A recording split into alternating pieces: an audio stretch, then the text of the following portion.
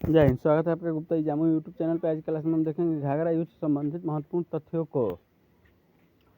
यह युद्ध जो घाघरा का युद्ध था 1529 ईस्वी में बाबर और अफगानों के बीच लड़ा गया था। घाघरा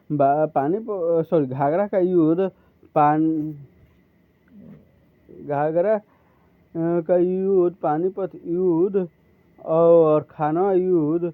पानीपत का युद्ध जो 1526 और खानवा का युद्ध 1527 के ठीक बाद लड़ा गया था।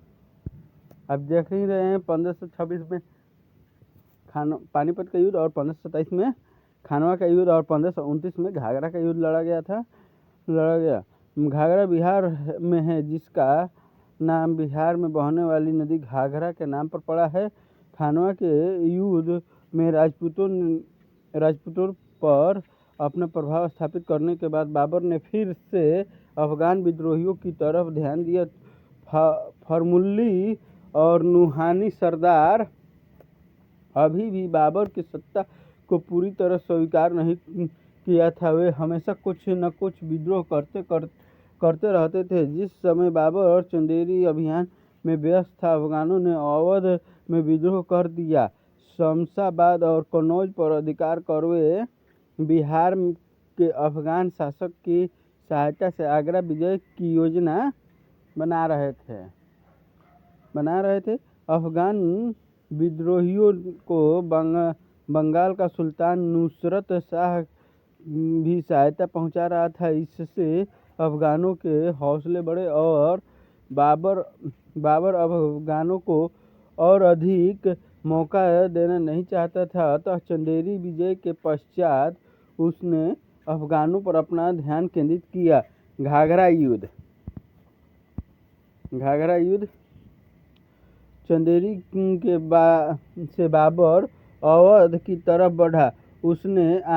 उसके आने की खबर सुनते ही अफगान नेता बिब्बन बंगाल भाग लिया। बाबर ने लखनऊ पर अधिकार कर लिया।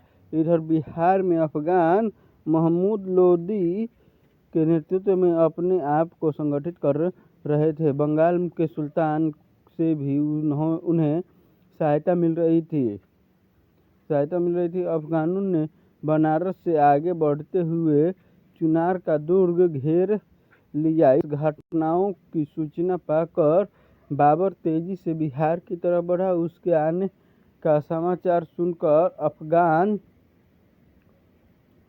सुनकर अफगान डर कर चुनार छोड़ कर भाग गए। बाबर ने मोहम्मद लोदी को शरण नहीं देने का निर्देश दिया, पर नुसरत शाह द्वारा उसका प्रस्ताव ठुकरा दिया गया। फलतः 6 मई 1529 को घाघरा के निकट बाबर और अफगानों की मुठभेड़ हुई।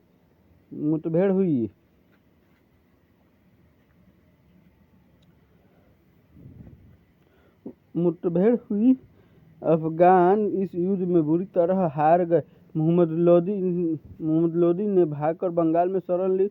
नुसरत शाह ने बाबर से संधि कर ली। दोनों पक्षों ने एक दूसरे पर आक्रमण नहीं करने और एक दूसरे के शत्रुओं को शरण नहीं देने का वचन दिया।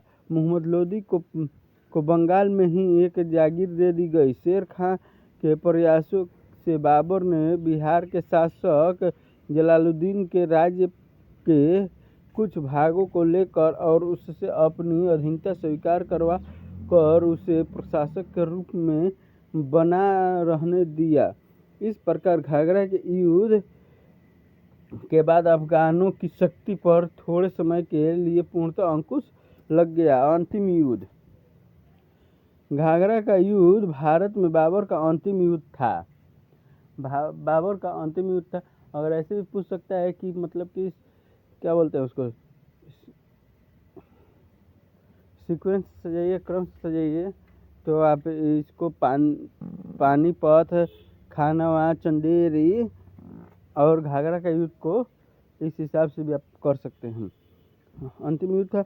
भारत में लड़े गए युद्धों के परिणाम स्वरूप बाबर एक बड़े राज्य का स्वामी बन गया। उसका राज्य सिंधु से बिहार और हिमालय से ग्वालियर और चंदेरी तक फैला हुआ था। उसने भारत में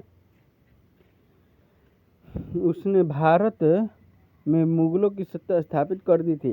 भारत में बाबर का अधिकांश समय युद्ध करके ही बीता, इसलिए वह कभी भी प्रशासनिक व्यवस्था की तरफ ध्यान नहीं दे सका। अंतिम समय में वह काबुल जाना चाहता था। वह लाहौर तक गया भी, पर हुमायूं की बीमारी के कारण उसे आगरा वापस आना पड़ा। खुद बाबर का स्वास्थ्य भी लगातार खराब हो रहा था, महल में भी षड्यंत्र हो रहे थे। ऐसी स्थिति में 23 दिसंबर 1530 को बाबर ने हुमायूं को अपना उत्तराधिकारी मनोनीत कर दिया। 26 दिसंबर 1530 को आगरा में बाबर की मृत्यु हो गई। जब मृत्यु हो गई तो उसको आगरा में ही दफना दिया गया। लेकिन जब उसकी जो अंतिम इच्छा थी, क्या बोलते हैं इसको,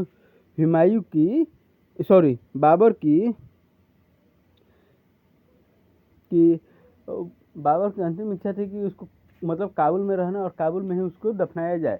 तो जब इस चीज़ का पता अकबर को लगा, उसने जो भी लेखों को देखे होंगे तो फिर उसके शरीर को आगरा से निकाल कर फिर उसको क्या किया गया, तो काबुल में दफनाया गया। इस प्रकार से क्वेश्चन आते हैं।